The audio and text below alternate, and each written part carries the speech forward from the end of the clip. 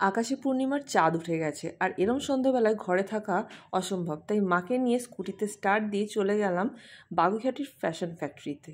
এসে দেখলাম নানান রকমের সামার কালেকশন চলে এসেছে। কালেকশন যেরকম সুন্দর, দামও অনেক রিজনেবল। কুর্তির এত রকমের ভ্যারাইটি দেখে আমি তো কোনটা ছেড়ে কোনটা নেব সেটাই বুঝতে পারছিলাম না। মা নিজের মতো একটা কিছু বেছে নিয়ে ট্রায়াল রুমে চলে গেল। আর এখানটায় দেখো নানা রকম বাচ্চাদের কালারফুল কালেকশন দেখে আমার তো চোখই সরছিল না। আর দেখো 199 থেকে কুর্তির কালেকশন শুরু। এত কম দামে রেগুলার ওয়্যারের যে কুর্তি পাওয়া যায় মানে ভাবাই যায় না। আর টপেরও নানা রকম কালেকশন ছিল। আমিও নিজের মতো কয়েকটা পছন্দ করে ট্রায়াল রুমে চলে গেলাম। এই ড্রেসটা আমার খুব পছন্দ হয়েছে, কালারটা খুবই সুন্দর।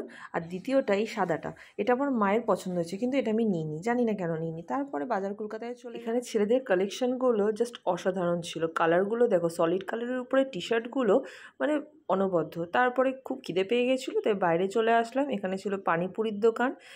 আমার ফুচকা খাওয়ার ইচ্ছা থাকলেও মা বললো পাপড়ি চাট খাবে, তাই জন্য মার জন্য পাপড়ি চাটই নিয়ে নিলাম আর দুজনে মিলে শেয়ার করে নিলাম। এখানে আসলে পাপড়ি চাটটা তোমরা অবশ্যই ট্রাই করো। আজকের সন্ধ্যাটা খুব সুন্দর কাটলো।